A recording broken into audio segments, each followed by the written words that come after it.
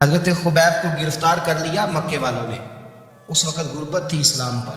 مکے میں سارے لوگ اکٹھے ہو گئے اور چوک میں پھانسی دینے لگے حضرت خبیب کو. کہنا آسان ہے، کرنا بڑا مشکل ہے. بندہ جیل میں الجھ جائے تو میں نے بڑے بڑے سیانے لوگ معافیاں مانگتے دیکھے، بڑے بڑے لوگ کہتے دیکھے ہیں کہ یہ کام بڑا، کہتے تنہائی بذات خود ایک مصیبت ہے. آپ کو اکیلا رہنا پڑ جائے نا، یہ لاک ڈاؤن ہوا ہے تو لوگ نفسیاتی مریض بن گئے. اکیلے رہنا، تنہا رہنا کوئی چھوٹا کام ہے. حضرت خبیب اکیلے اور مکے کا دور اور چاروں جانب کافر، اور چوک میں جب پھانسی پہ لٹکایا جانے لگا تو ابو سفیان بولے اور بول کے کہنے لگے یار بندہ کوئی کام کر کے بڑا پچھتاتا بھی ہے کہ یار نتیجہ کیا نکلا.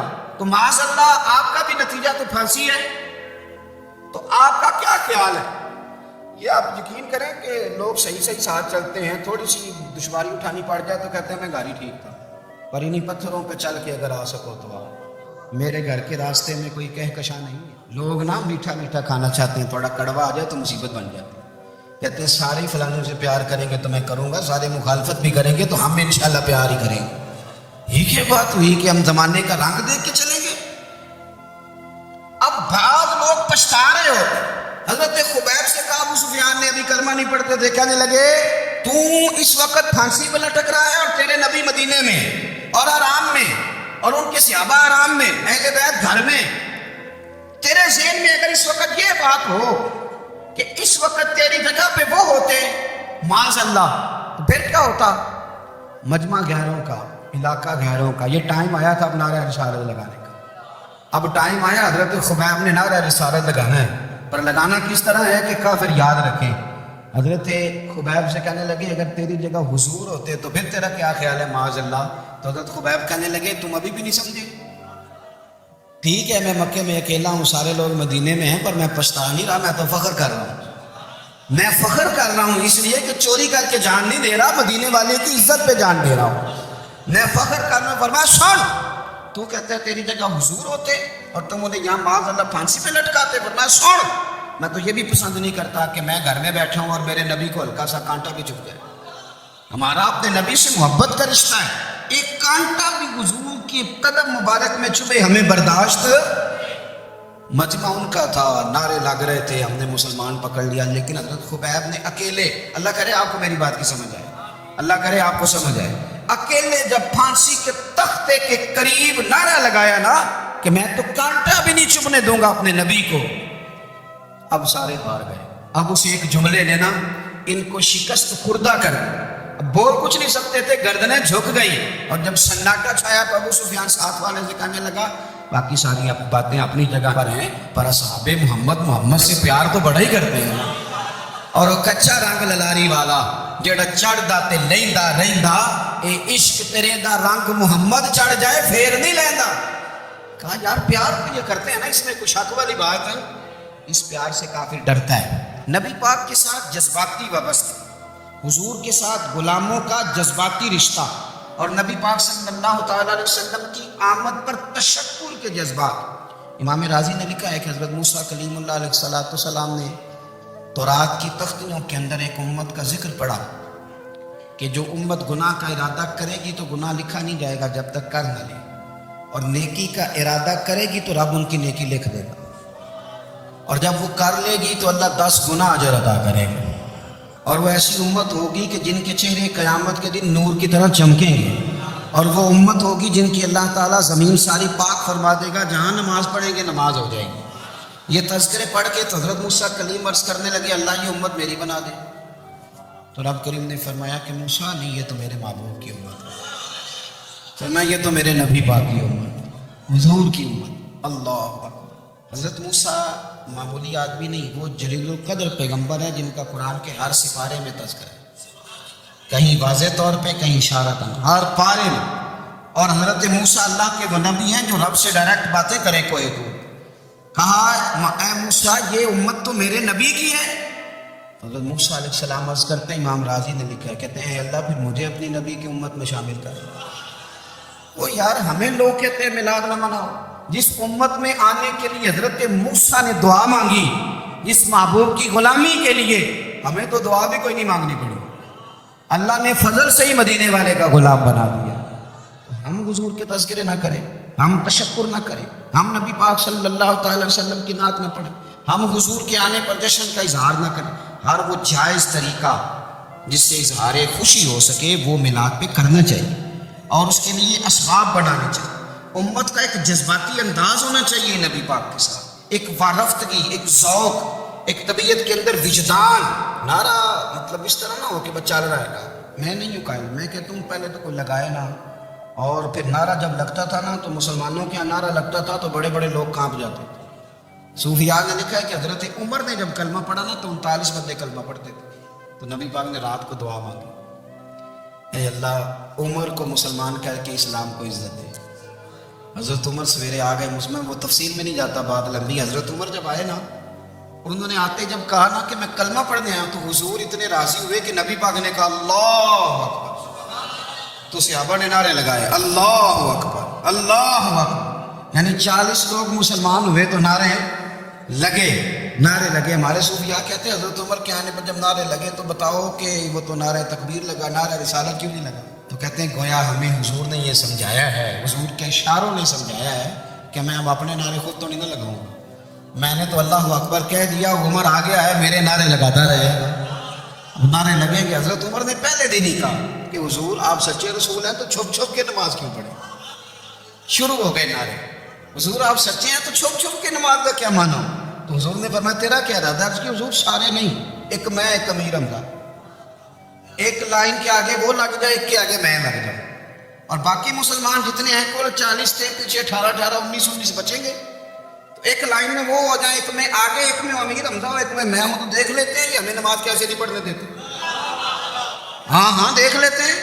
آپ آئے نا میدان میں, ادھر آؤ سکندر ہنر آزمائیں, تو تیر آزما ہم جگر آزمائیں, اور غلامان محمد جان دینے سے نہیں ڈرتے, یہ سر کٹ جائے یہاں رہ جائے کچھ پرواہ نہیں کرتے. فرمایا بھی پتہ چل جاتا ہے. ایک لائن میں حضرت امیر حمزہ ہو گئے, ایک میں حضرت عمر ہو گئے. پہلے یہ مارتے تھے جو حرم شریف میں مسلمانوں کے طریقے پہ نماز پڑھتا تھا. یہ جلوسوں کی بڑی برکت ہے, اندر بیٹھے رہے نا چپ کر کے, نکل جائیں تو پتہ کچھ بھی نہیں چلتا. جب نکلتے ہیں نا لوگ کہتے ہیں جلوس کا معنی ہے, تو میں بتاتا ہوں نا جلوس کا معنی کیا ہے. حضرت عمر نے باہر نکلے 2 لائنوں کا جلوس, لمبا بھی کوئی نہیں, بندے بھی 40, اور جناب فاروق اعظم باہر نکلے تو عمر کا نعرہ, عمر کا. حضرت عمر نے یوں کر کے آستینیں بازو کی چڑھا لی, اور اپنے گلے میں جو ان کے رومال تھا نا اس کو یوں سینے پہ باندھا, اور اس ہاتھ میں تلوار کی کو یوں کر کے باہر لہرائی. کہنے لگے او مکے کے کافرو ادھر آؤ میرے سامنے. جس نے اپنی بیوی بیوہ کرانی ہو, جس نے بچے یتیم کرانے ہوں, وہ آئے میدان میں. مصطفیٰ کے غلام آج سڑکوں پہ نکل آئے میدان میں ہمارے سامنے ہمارا مقابلہ کرے. آئے نا میدان میں, ہم نکلے ہیں. اب ہم یہاں کعبے میں اعلانیہ نماز پڑھیں گے, ہم پڑھیں گے. طاقت ہے تو آؤ نا, ہمارا مقابلہ کرو, آؤ. کفر بذات خود بہت بڑا جھوٹ ہے, اور جھوٹ کے پیر بس 2 بندے نکلے تلواریں لے کے آگے. تو پھر حضرت عمر نے اعلانیہ نماز پڑھوائی خانے کعبہ. تو میرے بھائی رسول اللہ صلی اللہ علیہ وسلم کے غلام تو جب نعرہ لگاتے تھے تو وہی کمال جاتا تھا. پھر بریلی کے امام بولے, کہنے لگے پیش حق مجدہ شفاعت کا سناتے جائیں. حضور قیامت کے دن آگے نا, ہمارے آگے خوشخبری دیں گے, کہیں گے تم فکر نہ کرو, آ جاؤ میں تمہیں بخشواتا ہوں, میں تمہاری سفارش, آ جاؤ پیچھے. حضور نے پیش حق مجدہ شفاعت کا سناتے جائیں گے. یقین کریں بریلی کے امام کو بھی بڑا ہی رنگ آتا ہے بیان کرنے کا. کہنے لگے آپ روتے جائیں گے. اللہ کو منانا ہے نا حضور نے. کہتے ہیں پیش حق مجدہ شفاعت کا سناتے جائیں گے, آپ روتے جائیں گے, پر ہم کو ہنساتے جائیں گے. باغ جنت میں محمد مسکراتے جائیں گے, پھول رحمت کے گریں گے, ہم اٹھاتے جائیں گے, اور عشر میں ہوگا ہمارا داخلہ اس شان سے, ہم یا رسول اللہ کا نعرہ لگاتے جائیں, ہم یا رسول اللہ کا نعرہ. امام راضی کہتے ہیں حضور نے ایک روکا پکڑا چھوٹا سا, ایک بندے کو لوگ دوزخ میں لے کے جا رہے ہیں. اچھا مجھے ایک بات بتاؤ, فیصلہ پہلے ہو گیا ہے, اللہ کے سامنے ہوا ہے, اور فیصلہ ہو گیا اور طے ہو گیا کہ دوزخ میں جانا ہے. وہ قریب پہنچ گئے دوزخ کے, تو حضور نے دیکھ لیا, اور بتایا کس نے؟ حضرت آدم نے. حضرت آدم کہنے لگے حضور وہ آپ کے غلام کو دوزخ میں لے جا رہے. نبی پاک آگے گئے, کیا پڑھتے ہیں ہمارے بھائی, حضور نے مجھے ان سے چھڑا کے چھوڑ دیا. نبی پاک صلی اللہ علیہ وسلم آگے گئے, میں ادھر آؤ, کہاں لے کے جا رہے ہو؟ اللہ کے سامنے فیصلہ ہوا ہے نا, فرشتوں نے کیا ہے نا. فرشتے کو کسی سے بددیانتی تو نہیں نہ کرتے. فرشتوں نے جو کیا ٹھیک کیا ہے نا, کیوں لے کے جا رہے ہو؟ سونے گناہ زیادہ ہے, نیکیاں تھوڑی ہیں. فرمایا میرے سامنے تو کسی فرشتے نے نہیں کہا کہ سونے ہم معاذ اللہ ہم کو بے ایمان ہے, ہماری کوئی سے زید چل ساڈا کو بننا سان جائے دینا. بھائی میرا مطلب ہے صحیح تولا ہے, فیصلہ ہے, اور میں دوبارہ تولو. گویا رب بھی فرماتا ہے جیسے میرا محبوب کہتا ہے ویسے ہی کر, اور کوئی نہیں دوبارہ تول لو, کوئی حرج نہیں, تولو نہ دوبارہ. فرشتے دوبارہ آئیں گے, انہوں نے دوبارہ تولا, ایک پلڑے میں نیکیاں ایک پلڑے میں گناہ. اب وہ گناہ پھر زیادہ نکلے تو نبی پاک نے نا جیب سے اتنا سا روکا نکالا. روکے کا بھی کوئی وزن ہوتا ہے, وہ حضور نے نیکیوں کے پلڑے میں رکھ دیا, نیکیاں بڑھ گئیں. فرشتے بھی چپ کر گئے, چلو بھائی جنت میں. میری طرح کا تھا نا, پتہ سارا ہے سردار نے کی تھی, پتہ تو تھا نا اسے, من نانم کے من دانم, تو سیدھا حضور کے قدموں سے جا لگا. کہنے لگا سونیا میں تو ساری زندگی گناہ کرتا رہا, یہ کون سی نیکی ہے؟ تو حضور فرمانے لگے چپ کر, جنت کا دروازہ کھول گیا, تو جا جنت میں. حضور رکے میں کیا ہے؟ فرمایا تو نے ایک درود و سلام نہیں پڑھا تھا, میں نے تیرا سنبھال کے رکھا ہوا تیرا درود شریف, اور نعرے رسالت بھی تو نے لگائے تھے, وہ تو کھول کے میرے تذکرے میں نے تیرا سنبھال لیا. دوزخ میں میں تو کیا میرا سایہ نہ جائے, کیونکہ رسول پاک سے دیکھا نہ جائے. میرے رسول پاک اور میری بات سنو, میں بھی آپ کو کھانا نہیں کھلاتا, لنگر میرے سنگی کھلاتے ہیں, میرے دوست آپ کو کھانا پیش کرتے. ہر جگہ آپ جاتے ہیں تو وہاں کچھ لوگوں کی ڈیوٹی ہوتی ہے, لیکن ترمذی شریف سیاستہ کی حدیث ہے. حضرت انس نے پوچھا تو حضور قیامت میں کہاں ملیں گے؟ فرمایا حوض کوثر پہ. حضور وہاں انس پانی پلائیں گے کہ بلال پلائیں گے کہ سہیب پلائیں گے؟ فرمایا نہیں, امت پیاسی آئے گی تو میں اپنے دستے مبارک سے پانی پلاؤں. حضور وہاں نہ ملے تو فرمایا پل صراط پہ آنا, امت گزرے گی تو میں رب سلیم کی دعائیں کروں گا. تو اعلیٰ حضرت فرماتے ہیں جب حضور دعا کر رہے ہیں تو ڈرنے کی ضرورت کیا ہے؟ خدا کی رضا چاہتے ہیں دو عالم, خدا چاہتا ہے رضائے محمد. رضا اب پل سے وجد کرتے گزری کہ ہے رب سلیم دعائے محمد صلی اللہ ہو. تو حضور وہاں ملاقات نہ ہوئی تو پھر اس حدیث کو بھی یہ حدیث مضبوط کر دے گی. حضور فرمانے لگے پھر میزان عمل پہ آ جانا, امت کے عمل تول رہے ہوں گے اور میں کامیابی کی دعائیں مانگ رہا ہوں گا. تو جس کے لیے حضور دعا مانگیں گے ناکام ہوگا, ناکام ہوگا. اپنے بچوں کو حضور کی محبت سکھائیں, نبی پاک صلی اللہ علیہ وسلم کی غلامی کریں. آپ کا رشتہ نبی پاک کے ساتھ مضبوط ہونا چاہیے, آپ کے تعلقات حضور کے ساتھ مضبوط ہونے چاہیے. اور آپ نے دائیں بائیں نہیں دیکھنا کہ پراپوگنڈا کیا ہے, لوگ کیا کہہ رہے ہیں. لوگوں کو دیکھ کے جو لوگ رستہ بناتے ہیں وہ پیچھے رہ جاتے ہیں. آپ نے یہ دیکھنا ہے کہ میرا حضور سے نسبت کا تعلق مضبوط ہے, کوئی کدھر جا رہا ہے اس سے ہمیں کوئی تعلق ہے. اس وقت عالمی حالات کیا ہیں, قومی حالات کیا ہیں, معاشی حالات کیا ہیں, جرنلسٹ کیا کہہ رہے ہیں فلانے کے, ہمیں اس سے غرض نہیں ہے. ہمیں تو اتنا پتہ ہے کہ ہم نے اپنے نبی کو راضی کرنا ہے. تو اس لیے خوبصورت محافل کا ذکر کریں, خوبصورت درود شریف پڑھیں.